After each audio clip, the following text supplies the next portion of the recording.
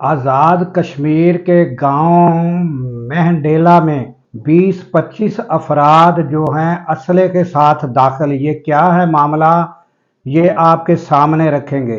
PTI की मुज़ाकराती team का मजाक उड़ाया जाना और बाबर अवान का जवाब, ये भी आपके सामने रखेंगे। आईने तहफ़्फ़ुज़ पाकिस्तान के साथ पीटीआई के मुज़ाकरात शुरू हो चुके हैं। ये क्या मामला है, ये भी आपके सामने रखते हैं।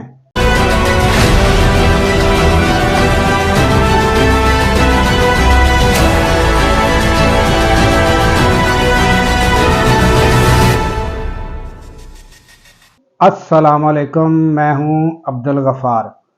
नाजरीन, ये ख़बर गुज़श्ता रोज़ जुम्मा के टाइम, यानी जिस टाइम लोग आज़ाद कश्मीर में जुम्मातुल मुबारक अदा कर रहे थे, तो उस वक़्त बताया गया है। कोई 20 अफराद बताते हैं, कोई 25 बताते हैं, यानी ये अफराद की तादाद बताई जा रही है।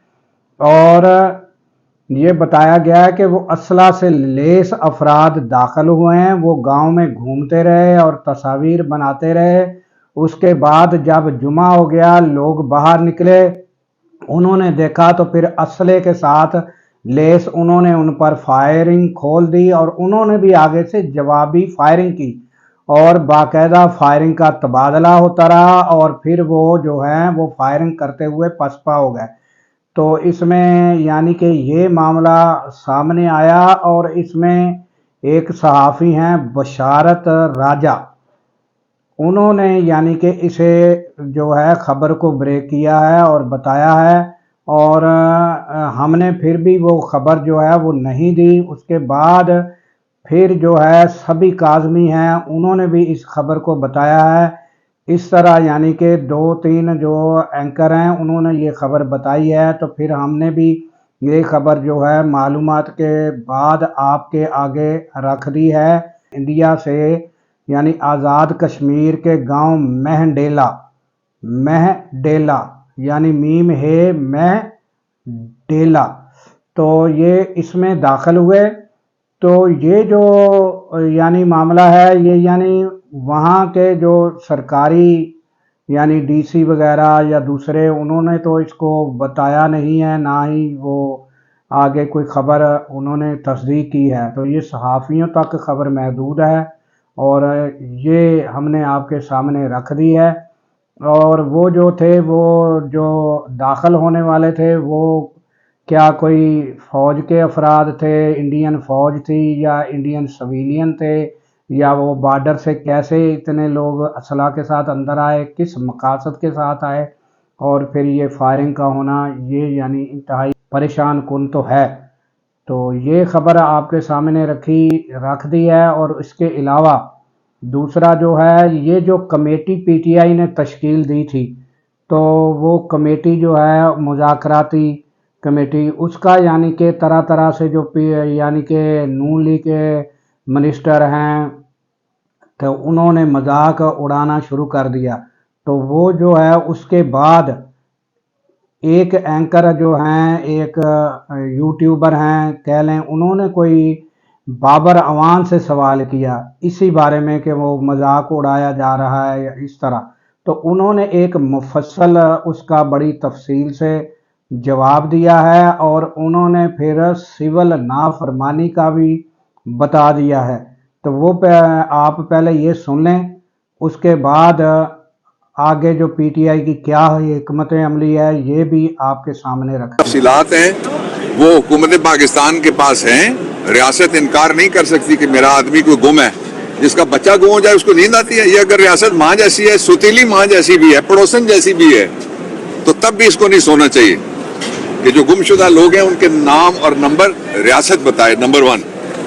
नंबर 2, जो लोग जख्मी हैं उन सबको तब रेमेडी मिलेगी जब उनकी मेडिकल करवाने की इजाज़त दी जाएगी। वो मेडिकल करवाने की इजाज़त दी जाए, उन एक एक जख्मी को कहा जाए जिसके खिलाफ आप पर्चा कर रहे हैं। मैं सबसे बड़े जख्मी का नाम लेता हूँ। आपने उमर अयूब की गर्दन पे लगा हुआ शेल देखा?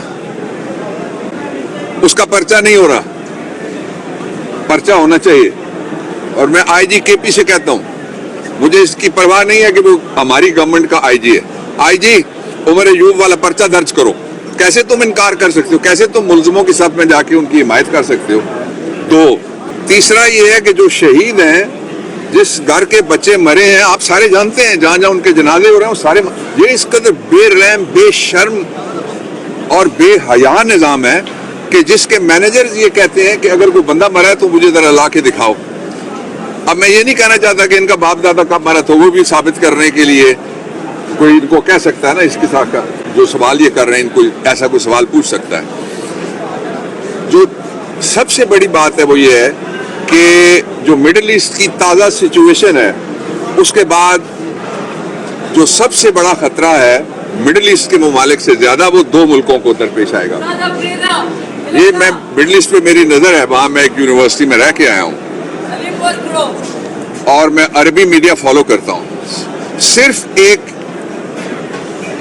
अल जजीरा अरबिक कवर कर रहा है उस जंग की जो इसराइल ने छेड़ी है। गोलान पूरे पे उसने कब्जा कर लिया।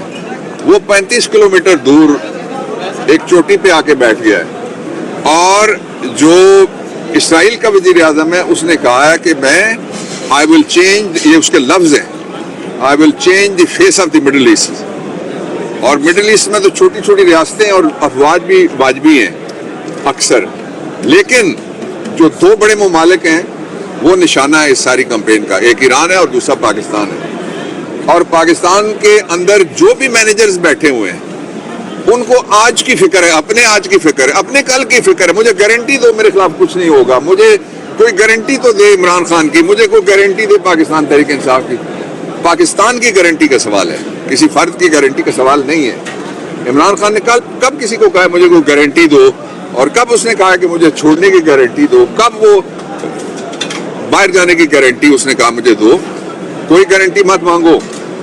तुम लोग ये प्रोपेगेंडा करते थे कि इमरान खान गुफ्तगू नहीं करता, इमरान खान ने गुफ्तगू के लिए कमेटी बना दी है, उस कमेटी का मजाक उड़ाना शुरू कर दिया है कि जी पहले ना करते थे अब हाँ करते हैं।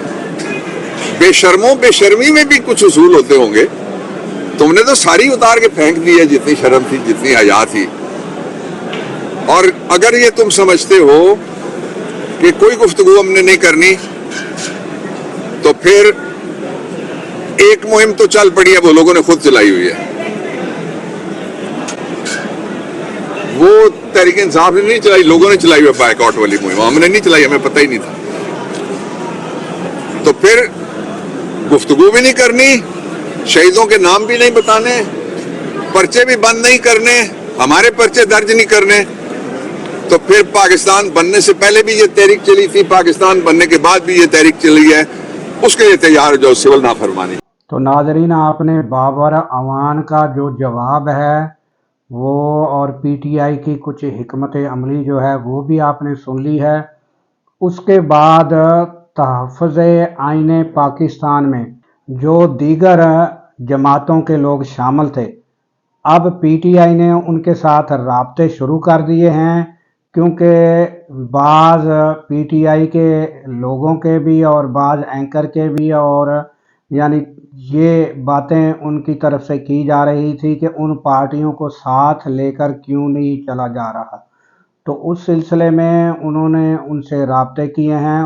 उस हवाले से महमूद खान अचकज़ई के यानी कि बैठक में पीटीआई की यानी कि मशावरती जो है वो कमेटी जो है वो उनके पास पहुंची और उनसे बातचीत हुई। उस सिलसिले में उन्होंने जो तजावीज़ दी हैं, उन्होंने कहा है कि हमें चाहिए कि ये जो यानी कि सिविल नाफरमानी की काल है, इमरान खान को फ़िलहाल ये वापस ले लेनी चाहिए और हमें मुज़ाकराती टीमें तश्कील देनी चाहिए। और वो जो टीमें हैं वो मुज़ाकरात करेंगी और इस हुकूमत के ख़ात्मे का जो है वो मुतालबा करेंगी। अगर ये ना मुतालबात माने गए तो फिर हम एक तहरीक चलाएंगे।